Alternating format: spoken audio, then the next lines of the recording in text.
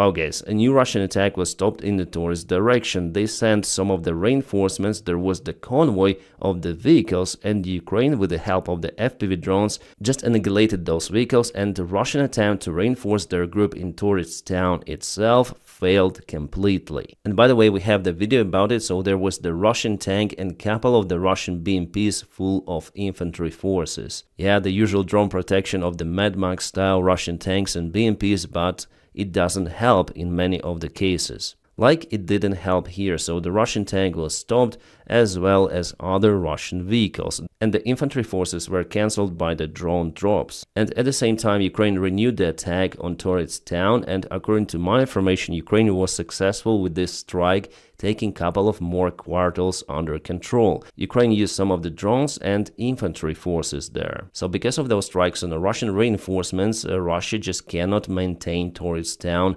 some areas of the Toretsk town under control, and Ukraine uses this situation immediately to achieve some advantage. Hello my friends and welcome, my name is Dennis and this is the latest update from Ukraine.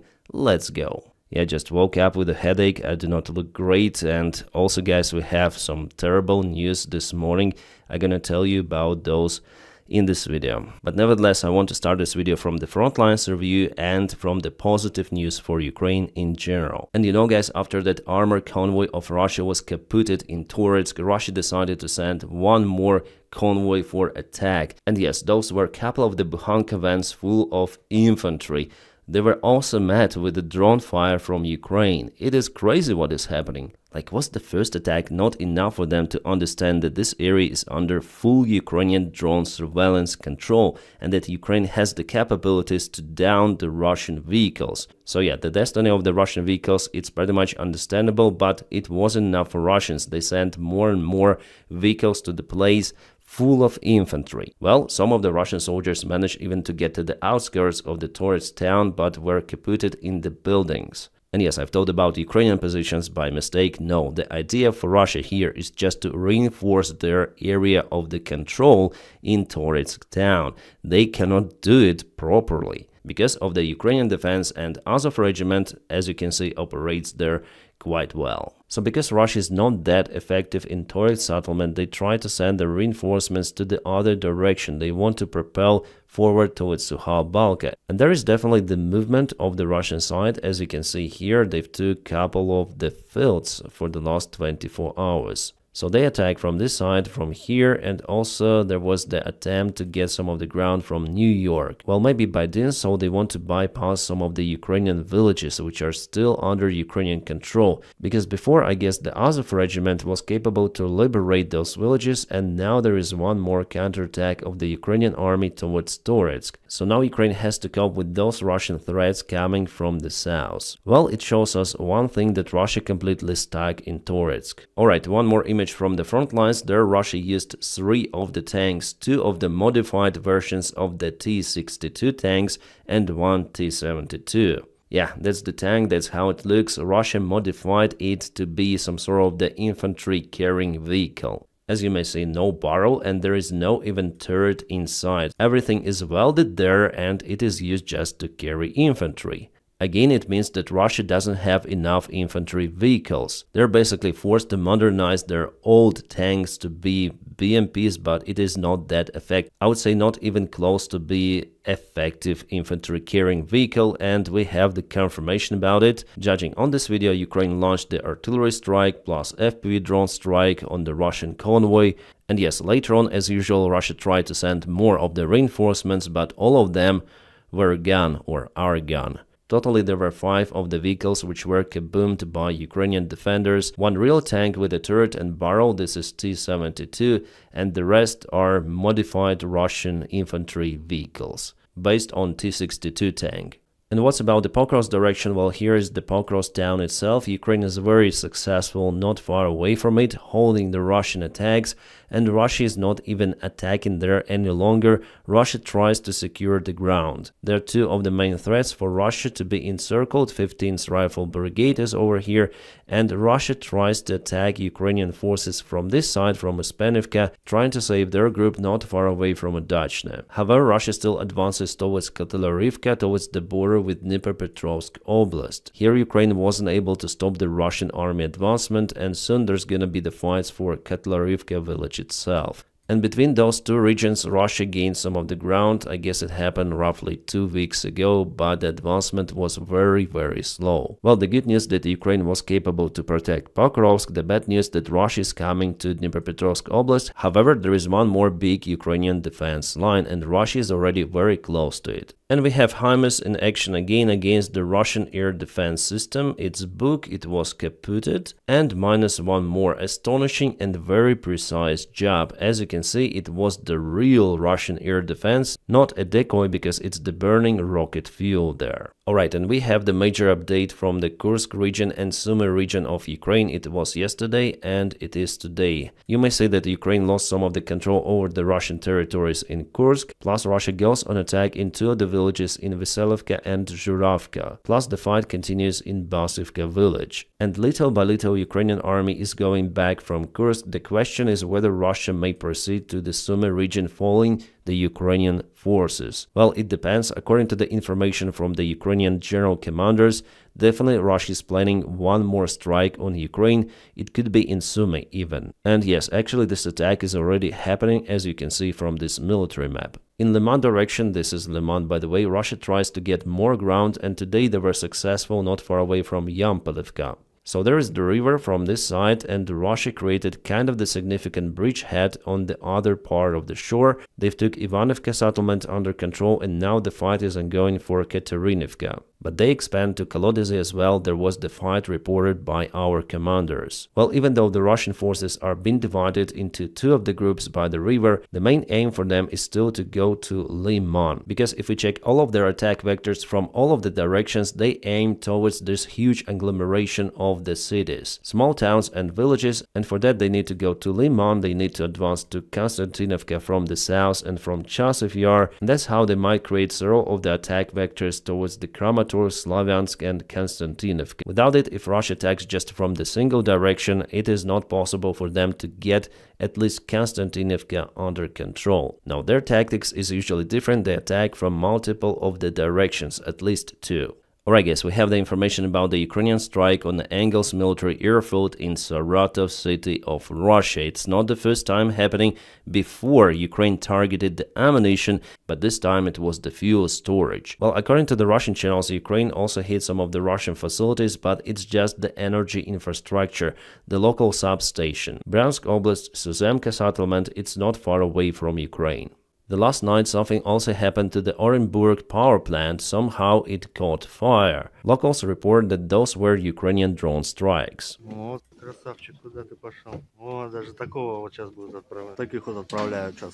Yeah, it has never been before, but it happened again. The Russian Krachis battalions continued to fight in Ukraine. It is crazy. That's absolutely not normal for any sort of the army, and commentator here says that definitely they're going to fight. The Russian army is inhumane not just to Ukrainians, but towards their own people, towards their own soldiers who try to get the victory for Putin.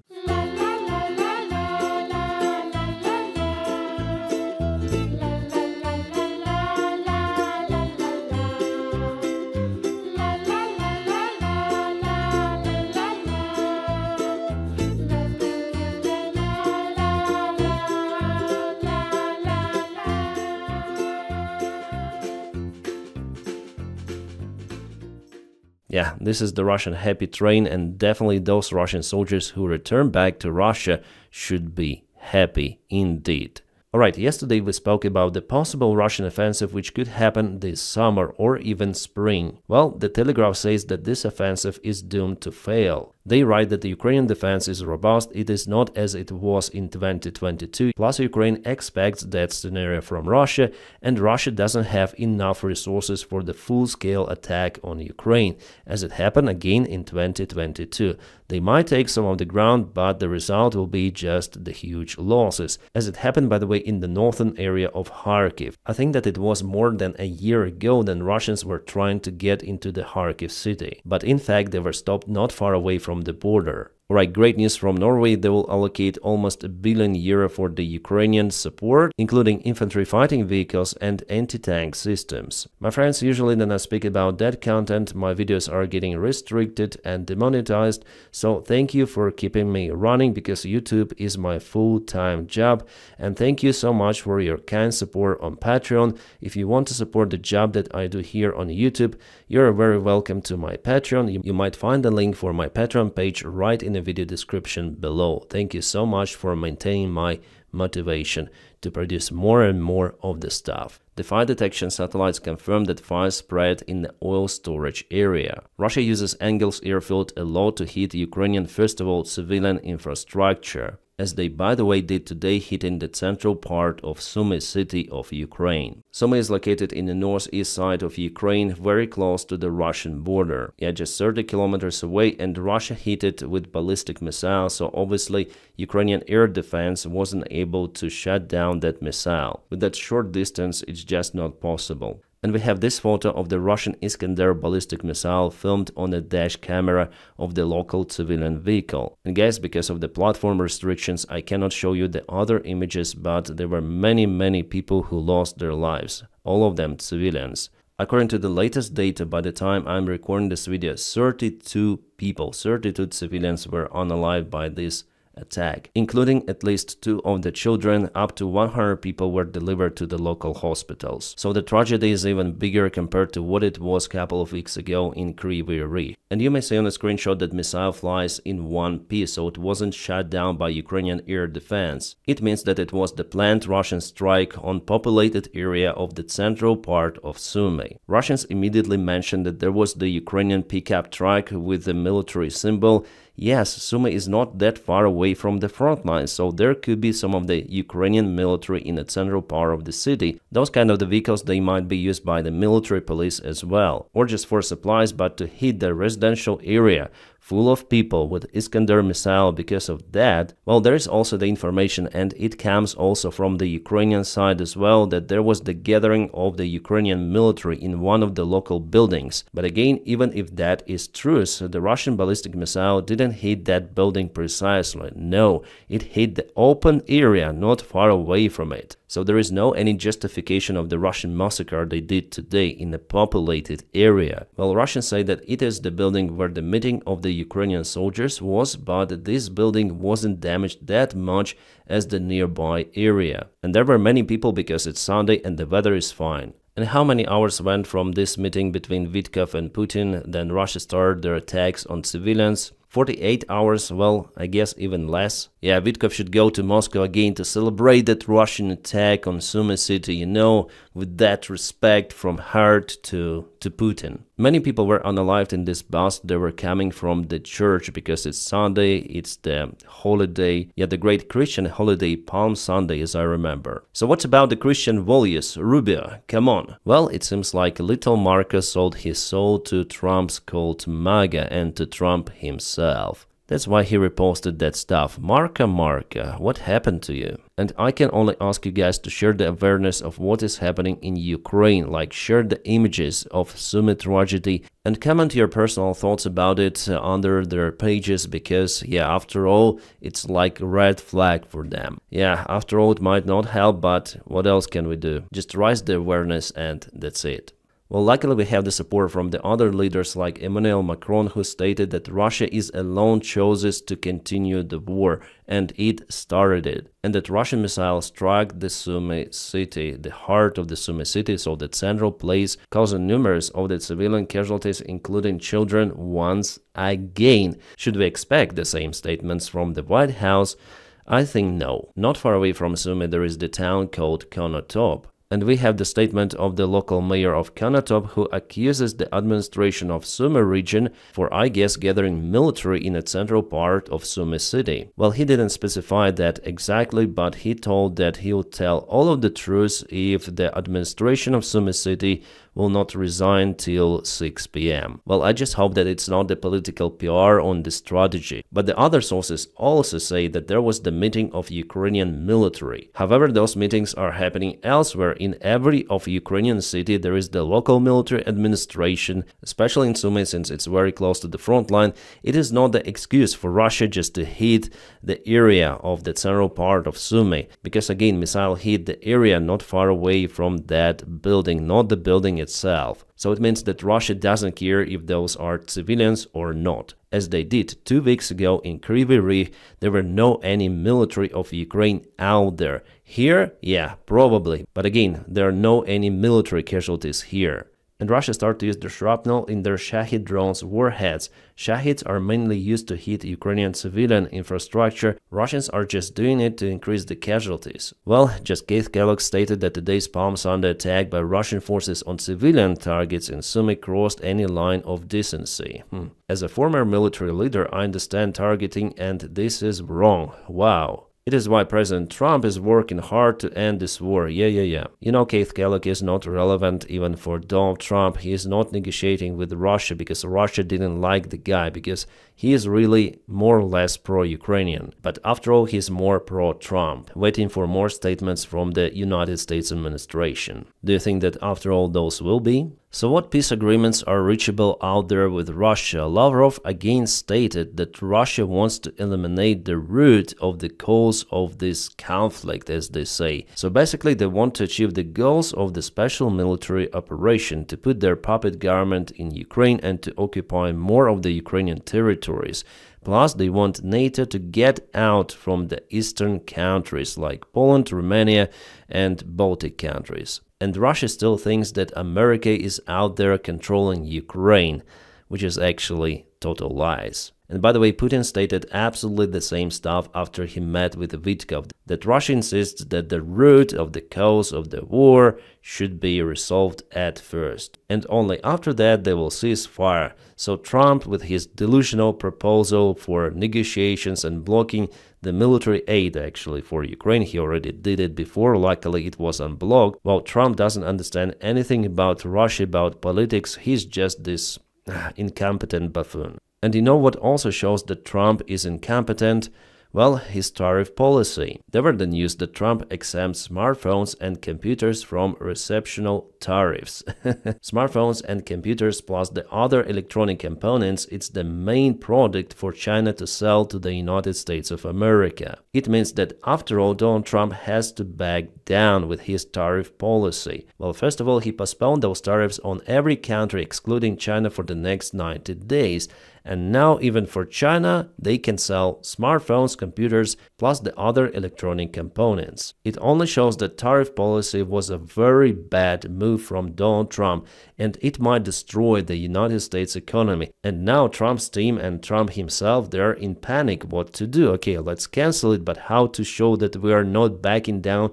Okay, let's restrict those tariffs on something else, but let those computers and smartphones in. Just a couple of days ago, Trump said that Apple will build their smartphones in USA, but it seems like it is not physically possible. So he had no choice than to cancel those tariffs on electronics. I bet Xi Jinping and the other Chinese communist leaders, they're just laughing off Trump, because he had to back down even without any sort of the negotiations started with China. It is crazy. It really shows the weakness of the policy of Donald Trump. The same stuff goes, by the way, for Russians' policy, which is absolutely wrong from Donald Trump. Are other talks that are going well in addition to Iran? There are other talks going well. I think Ukraine-Russia might be going okay, and you're going to be finding out pretty soon. You know, there's a point at which you just have to either put up or shut up, and we'll see what happens. But I think it's going fine.